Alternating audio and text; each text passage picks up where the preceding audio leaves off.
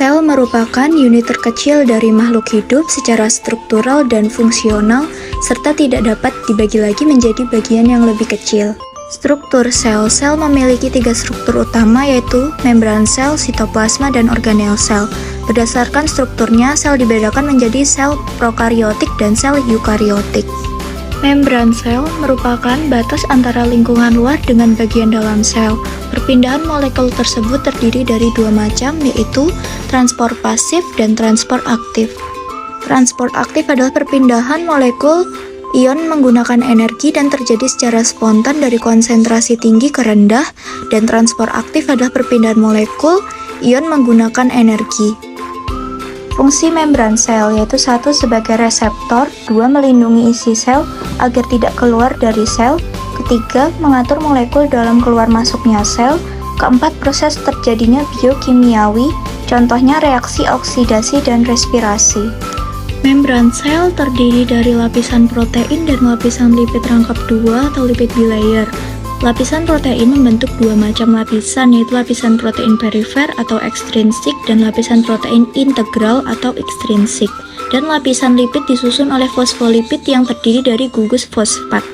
Sitoplasma adalah cairan di dalam sel, tempat di mana organel-organel sel berada. Komponen utama penyusun sitoplasma adalah cairan seperti gel sitosol, substansi simpanan dalam sitoplasma, organel-organel sel, dan kerangka sel atau sitoskeleton. Organel-organel sel, 1 ada nukleus atau inti sel, berperan sebagai pengendali kegiatan sel. Berdasarkan jumlah nukleus, sel dapat dibedakan menjadi sel mononukleat, berinti tunggal, dan sel binukleat, inti ganda. 2. Retikulum endoplasma berasal dari kata retikular yang artinya anyaman benang atau jalan berdasarkan keberadaan ribosomnya. Retikulum endoplasma dibedakan menjadi 2, yaitu adalah retikulum endoplasma kasar dan retikulum endoplasma halus. Fungsi retikulum endoplasma pada retikulum endoplasma kasar dan retikulum endoplasma halus berfungsi untuk mensintesis lemak dan kolesterol. Pada retikulum endoplasma kasar berfungsi untuk menampung protein yang disintesis oleh ribosom untuk disalurkan ke badan Golgi. Kompleks Golgi atau badan Golgi merupakan organel sekretori. Kompleks Golgi memiliki fungsi diantaranya untuk tempat sekresi polisakarida, membentuk glikoprotein untuk dibawa keluar sel. Ribosom merupakan organel terkecil di dalam sitoplasma.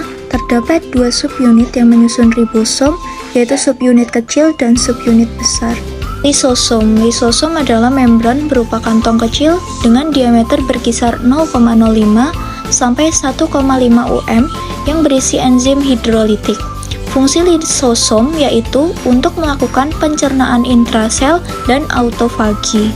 Badan mikro memiliki bentuk yang menyerupai lisosom, agak bulat dengan diameter 0,3 sampai 1,5 UM yang di dalamnya berisi enzim katalase dan oksidase. Vakuola. Kebanyakan fungsi lisosom sel hewan dilakukan oleh vakuola pada sel tumbuhan.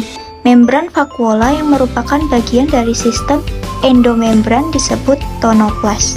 Kloroplas hanya terdapat pada sel tumbuhan dan algae. Pigmen fotosintesis berfungsi untuk menangkap cahaya matahari diubah menjadi kimia. Fungsi kloroplas yaitu sebagai tempat berlangsungnya fotosintesis. Sekian materi yang bisa kami sampaikan. Bila ada salah kata mohon maaf. Wassalamualaikum warahmatullahi wabarakatuh.